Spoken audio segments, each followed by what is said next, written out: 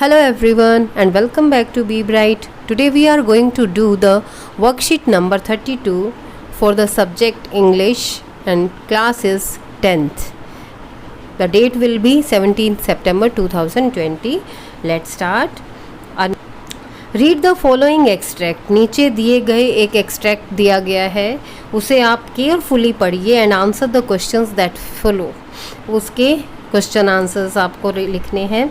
और जैसे 10th में don't bright and clear. For the past few days I had been pleasantly besieged by dignitaries and world leaders who were coming to pay their respect before the inauguration. Inauguration होने वाला था, 10th मई का दिन था, बहुत ही सुंदर, बहुत ही bright clear. और ये सब कौन बता रहे हैं? नेल्सन मंडेला, जिनकी कि ये ऑटोबायोग्राफी है और वो खुद अपने आप ही एक्सप्लेन कर रहे हैं कि जिस दिन उनका इनोग्रेशन था, उनकी सरकार बनने जा रही थी, वो दिन बहुत ही सुंदर, बहुत ही ब्राइट, बहुत ही क्लियर था. और वो कई दिनों से जो है बड़े बड़े डिग्निटरीज से, बड़े बड़े लोगों से, बड़े बड़े जो ओहदे के लोग थे उनसे घिरे हुए थे. The inauguration would be the largest gathering ever of the international leaders on South African soil. The ceremonies took place in the lovely sandstone amphitheater formed by the Union Buildings in Pretoria. जो inauguration है वो सबसे बड़ी gathering होने वाली थी. ये सबसे बड़ा एक फंक्शन होने जा रहा था साउथ अफ्रीका की मिट्टी पे, जो अब तक का सबसे बड़ा था. दूसरा, ये कहाँ होने वाला था? प्रिटोरिया में एक एम्फी थिएटर एक ऐसा प्लेस, ऐसा एक स्टेज होता है जो ओपन होता है, मतलब उस पर कोई छत नहीं होती, तो वो वहाँ होने जा रहा था. For decades this had been the seat of white supremacy. पहले रंग भेद एक नीति होती थी, अपार्थीड भी जिसे कहा जाता है, तो साउथ अफ्रीका में बहुत ज़्यादा थी. आपको याद भी होगा, गांधी जी को भी इस चीज़ को फेस करना पड़ा था. तो वहाँ वाइट लोग जो है उनका डोमिनेंस था वहाँ पर, और बहुत सालों से, दशकों से वाइट सुपरमेसी थी, मतलब वाइट लोग ही सरकार बनाते थे वहाँ पर. And now it was the site of a rainbow gathering of different colours and Nations for the installation of south Africa's first democratic non racial government. और अब दशकों से जैसा कि वाइट सुपरमेसी होती आ रही थी, मतलब सरकारें बनती जा रही थी, लेकिन अब की बार फर्स्ट टाइम ऐसा हुआ था कि अलग अलग रंगों के, मतलब वहाँ पर काले भी लोग थे, गोरे भी लोग थे, और वो उनकी गैदरिंग हो गई थी.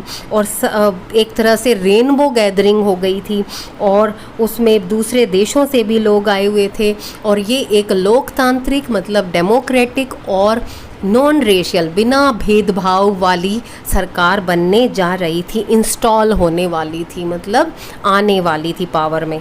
On that lovely autumn day I was accompanied by my daughter Zinani. और मैं उस दिन, मेरे साथ कौन था? मेरी कंपनी, मेरे साथ बैठने के लिए, साथ जाने के लिए मेरी डॉटर थी जिनानी. On the podium Mr. D. Clerk was first sworn in as second deputy president. और सबसे पहले जो उस पोडियम पे शपथ लेने के लिए गए वो डी क्लर्क थे, जो कि सेकंड डिप्टी प्रेसिडेंट की पोस्ट पे उन्होंने शपथ ली. Sworn means शपथ लेना. Then Thabo Mbeki was sworn in as first deputy president. और जो दूसरे जो पर्सन उन्होंने नाम लिया थाबो म्बेकी, उन्होंने फर्स्ट डिप्टी प्रेसिडेंट की रूप में. It was my turn. जब मेरी बारी आई, I pledged to obey and uphold the constitution. मैंने कसम खाई, मैंने प्लेज की, मैंने शपथ ली अपने संविधान की को फॉलो करने की, उसको हमेशा ऊपर रखने की शपथ मैंने ली. And to devote myself to the well being of the republic and its people. और मैंने ये भी कसम खाई, ये भी मैंने अपने आप को उसके अंदर पूरी तरह से श्रद्धा रखने की भी मैंने कसम खाई, प्लेज ली कि मैं उसके जो लोग हैं, जो उस देश के लोग हैं, उनको भी मैं उसी के अकॉर्डिंग ही जो है उनकी अच्छी उसकी कामना करता हूँ. थर्ड पैराग्राफ में देखिए, वी, हम, who were outlaws not so long ago have today been given the rare privilege to be host to the nations of the world on our own soil.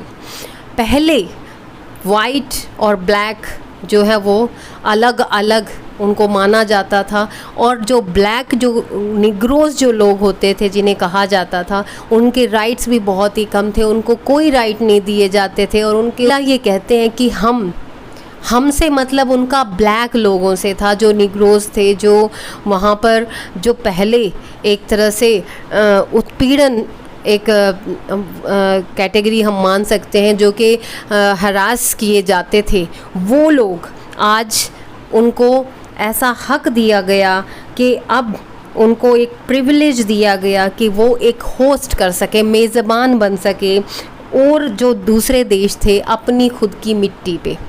और we thank all of our distinguished international guests for having come to take possession with the people of our country of what is after all a common victory for justice, for peace and for human dignity. और ये जो दूसरे देशों के प्रति उन्होंने बहुत ही आभार भी दिखाया है, जताया है कि we have at last achieved our political emancipation. Emancipation means freedom, जो उन्होंने क्या थी, राजनीतिक एक तरह से जीत उनकी हुई थी। We pledged ourselves to liberate all our people from the continuing bondage of poverty, deprivation, suffering, gender and other discrimination। और हमने ये भी शपथ ली है कि ये सब चीज़ों से, मतलब जो गरीबी थी, भूख थी और जो भेदभाव था, उन सब से हमारी जो आज़ादी थी उसके लिए भी सब जो है हमें ये प्राप्त हो, सबको ये जो चीज़ है ये मिलनी चाहिए, सबको ये मिले। Never never and never again shall it be that this beautiful land will again experience the operation of one by another. और ये जो इतना सुंदर जो मुल्क है, इतना सुंदर जो देश है, ये कभी भी इस तरीके की जो प्रथा थी, जो ये एक ट्रीटमेंट था कि उसमें एक अत्याचार करने वाला था और एक अत्याचार सहने वाला था, तो इसमें डिवाइड ना हो और आगे कभी भी नहीं होगा शायद। The sun shall never set on so glorious a human achievement। और शायद आज सूरज भी उसी की वजह से ज़्यादा चमक रहा था, क्योंकि एक तरह से क्या हुआ था कि ह्यूमन अचीवमेंट, एक तरह से जो आदमी है उसने कुछ उपलब्धि हासिल की है, उसने कुछ प्राप्त किया है। लेट फ्रीडम रेन, के आज़ादी हमेशा जो है वो विजयी रहे। गॉड ब्लेस अफ्रीका, और भगवान अफ्रीका को जो है ब्लेस करे, आशीर्वाद दे। So this was the paragraph and these were the wordings of Nelson Mandela, जो वो इनॉग्रेशन के दिन जो है वो अपनी सारी जो उनके मन में जो चल रहा था वो उन्होंने बताया है। Now it is time for the questions. So first question, answer the following questions. First question is, who were coming before the inauguration. Inauguration में कौन कौन आ रहा था? सो आंसर आप लिख सकते हैं, जैसा कि हमेशा आरटीसी में हमें क्वेश्चन लिखने होते हैं वहीं उसी पैसेज से लेके या हमारी उस चैप्टर से रिलेटेड जो प्रीवियस नॉलेज हो। तो first answer should be dignitaries and world leaders were coming to pay their respects before the inauguration. कौन कौन आ रहे थे? वर्ल्ड लीडर्स और डिग्निटरीज, मतलब बड़े बड़े जो ओहदे के जो लोग हैं, कोई प्राइम मिनिस्टर, कोई प्रेसिडेंट, अलग अलग देशों के, और वो वहाँ उस दिन पहुँचे थे इनॉग्रेशन पे। Second question is, did the ceremony take place? Why? और सेकेंड क्वेश्चन के सेरेमनी कहाँ थी और क्यों हो रही थी, मतलब सेरेमनी हो क्यों रही थी।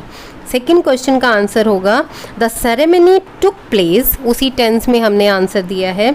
The ceremony took place in the lovely sandstone amphitheatre formed by the union buildings in Pretoria.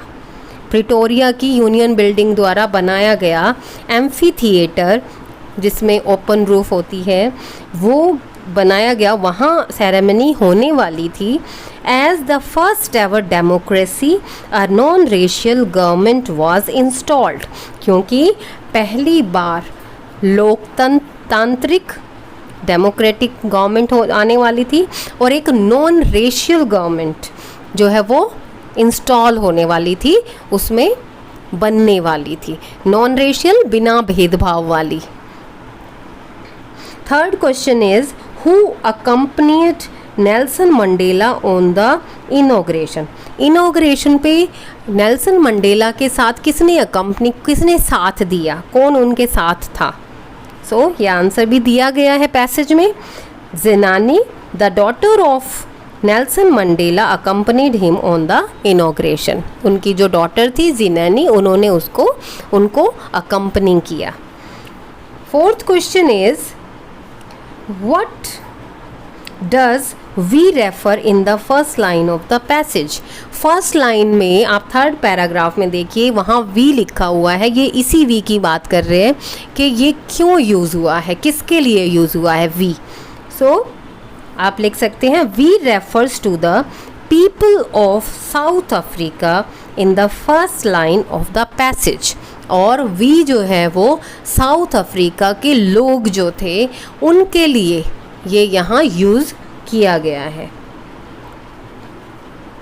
Then fifth question is what did the people of South Africa achieve at last.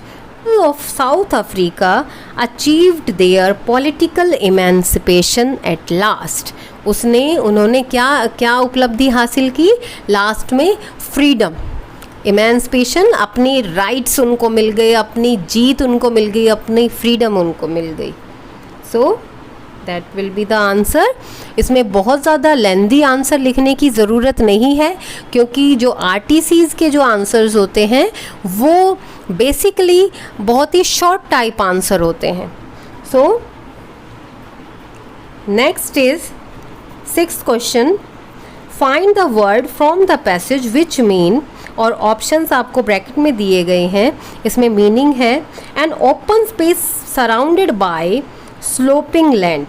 The answer will be amphitheatre. Then B is platform, a person stands on when giving a speech. एक पर्सन जो speech देने वाला है वो कहाँ खड़ा होता है, किस पे खड़ा होके जब अपनी स्पीच देता है? पोडियम पे। उसे क्या कहते हैं? पोडियम। जो एक स्पेस, एक particular. C is slavery. Slavery क्या होती है?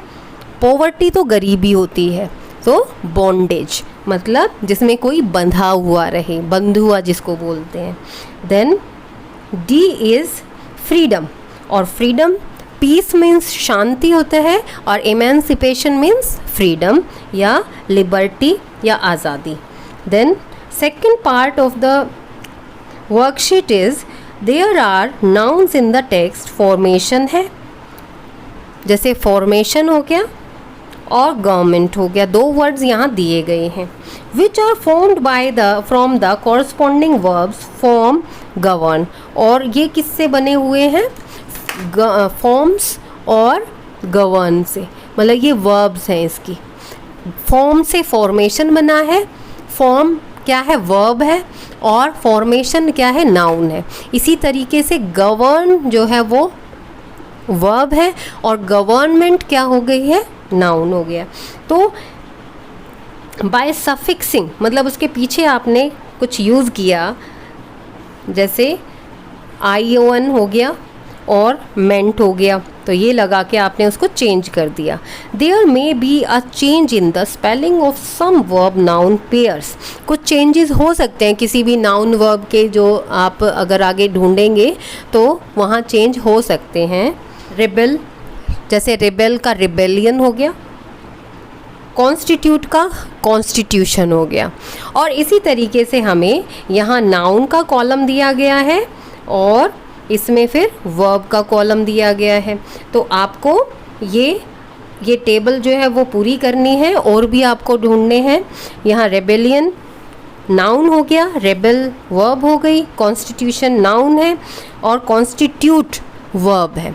अब इसी तरीके से हमें इसी पैसेज से सर्च करने हैं कुछ वर्ड्स और उन्हें इसी तरह से हमें चेंज कर। यहाँ कुछ वर्ड्स दिए गए हैं, जैसे डिवोशन।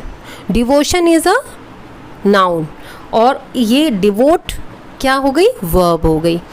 इसी तरीके से अचीवमेंट, इस पैराग्राफ में वर्ड दिया गया है अचीवमेंट, और अचीव क्या हो गई, उसकी वर्ब हो गई है।